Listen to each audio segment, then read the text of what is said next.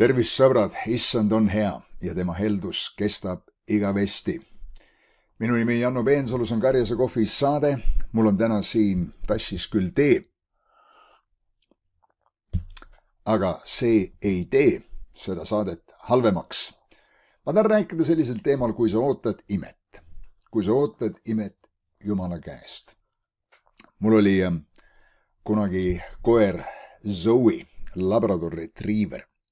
Elas 15,5 aastat vanaks, mis on üldjuhul üle sellest, mida labradorid elavad. Ja ta nimi oli Zoe, mis tähendab kreeka keeles elu. Iga kord, kui ma ütlesin talle Zoe, ma kuulutasin elu tema üle ja ta oli vahva koer, väga super sõber. Ja ta oli ka üks koer, kes alati ootas imesid. Ja kes labradori tõugu teavad seda, et labrador on valmis sööma ära kogu 40-kilose koti koera toitu, kui vähegi antakse. Ja mille iganes ma andsin talle siis süüa nii palju, kui tuli koeral anda ja teinekord ta ikka läks natuke ülekaalu ja pidi vähendama seda ja siis ta selle lahmis sisse ära. Ja siis vaatas minu poole justkui, et ma pole midagi elus veel saanud ja ootas, et äkki juhtub täna ime ja tuleb midagi ekstra. Ja teinekord tuli ka, aga mitte alati, sest ma tahtsin, et koer pikalt elaks. Aga siin Johannese evangeeliumis 6. peatükis on lugu 5000 mehe toitmisest, mis on ju tõeline ime. Me loeme siit 6. peatükist 1. salmist, et pärast seda läks Jeesus Tiberia poolt Galilea mere teisele poole ja palju rahvast järgis teda, sest nad nägid tema imetähti, mida ta tegi haigete juures. Kahtlemata imed pani rahva Jeesuse juurde tulema, aga nad jäid tema juurde tema armastuse pärast. Nad avastasid, et ta oli vägev armastuse mees. Mul oli au ja privileeg reisida ja töötada koos doktor Ed Cowley'ga, kes on siis kristlikute meeste võrgustiku rajaja ja sellise kaasaegse meeste teenistuse, ma ei tea, algataja ühes mõttes või inspiraator. Ja tema oli lava peal selline prohvetlik, terav, rääkides tõde, mis võib-olla tabas inimesi kahe silma vahele, öeldes asju nii, nagu asjad olid, aga oma eraelus inimesena oli ta haruldane armastuse mees. Ja ma nägin teda lava taga. Imed on midagi, mis on Jumala üleloomulik töö meie loomulikus maailmas. Midagi, mis ei oleks saanud loomulikult sündida. Aeg-ajalt me kõik vajame imet Jumala käest. Imed ei lõppenud ära apostlite tegudega. Imed õnneks ei lõppenud ära Jeesuse teenistusega, vaid imed jätkuvad siin maa peal ja Jumal jätkuvalt teeb imeasju. Ma arvan, me kõik oleme oma elus näinud imesid, mingeid imesid, mida meie vähemalt pidasime imeks.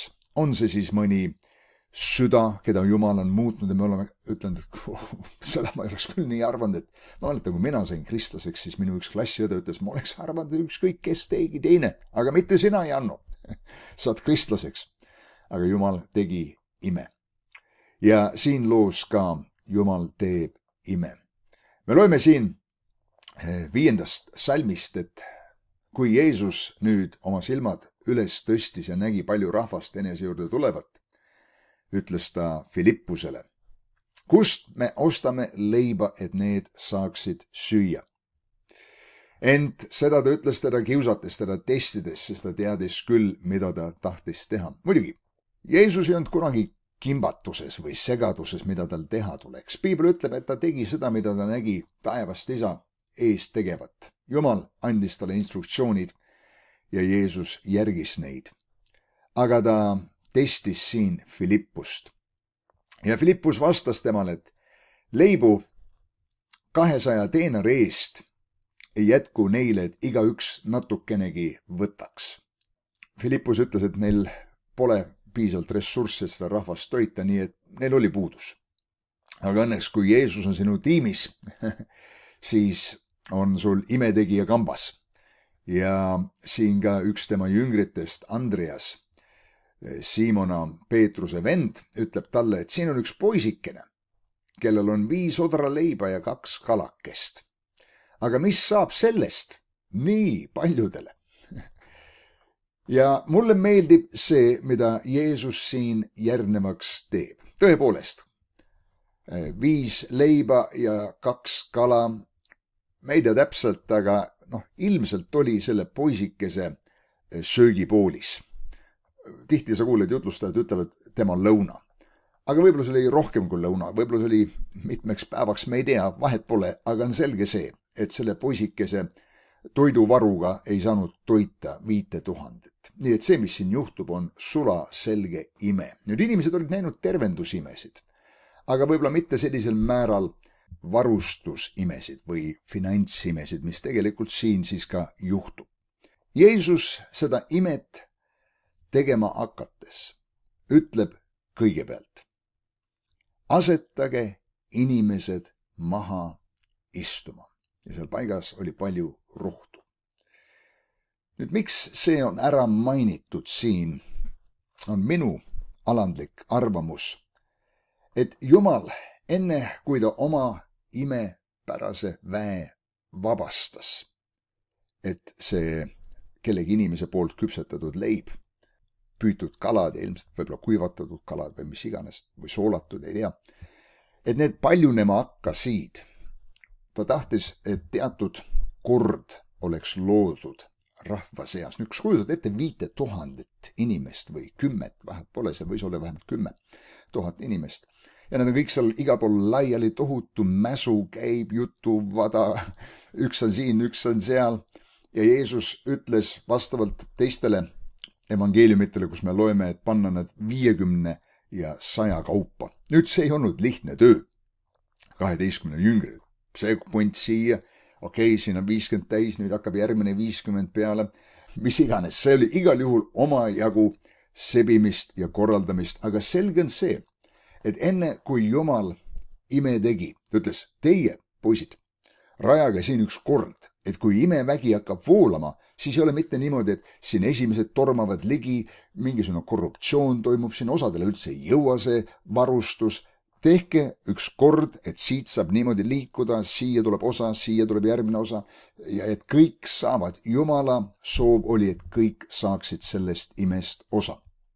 Nii et see kord, süsteem, organiseerimine, valmistumine selleks imeks oli, mida jüngrid said teha. Ja ennem, kui Jeesus oma imeväe vabastas, ootas ta, et jüngrid olid loonud sellise platvormisüsteemi korra, kus see vägi saaks hästi voolata, et midagi ei läheks raisku, midagi ei läheks kaotsi.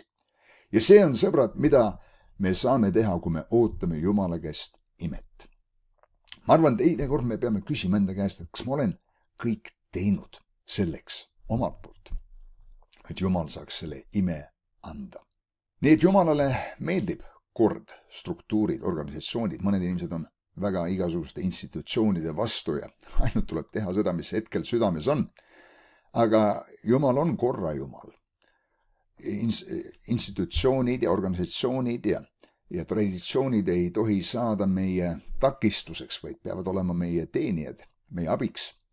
Aga et imet oodates see kõik ettevalmistus enda poolt ära teha. Nii nagu see mees, kellel polnud jalgu ja ühel päeval läks poodi ja ostis omale kingad. Ta oli aastaid oodanud imet Jumala käest, et Jumal annab talle uued jalad. Ta oli aastaid uskunud, aastaid palvetanud, isegi deklareerinud, aga sel päeval, kui ta läks ja ostis kingad, hakkas see ime juhtuma. Need jalad hakkasid kasvama ja lõpuks ta sai oma jalad nendesse kingadesse panna. Oli see tunnistuse lugu. Ehk sa valmistud imeks ja Jumal annab selle. Ja sõbrad, see on see, kuidas Jumal mõtleb, kuidas Jumal on. Ta ei lase oma väge raisku minna. Ta ei õnnista lihtsalt segadust ja korratust ja mingisugust kaost, vaid tee oma osa. Tee see, mis sa saad teha. see, mida ma ühes videos kutsusin Märt Vähi printsiibiks ja Jumal vabastab oma imetegeva väe, see oli täpselt see, mis siin juhtus. Me loeme seda, et Jeesus võttis leivad, tänas, andis neile, kes maas istusid, samuti neist kalukesist ja nad kõik sõid, kui nende kõhud olid täis saanud, siis ta ütles jüngritele, koguge kokku kõik, mis üle jäi, seda sai teha, sest see struktuur oli paigas, inimesed istusid salkades.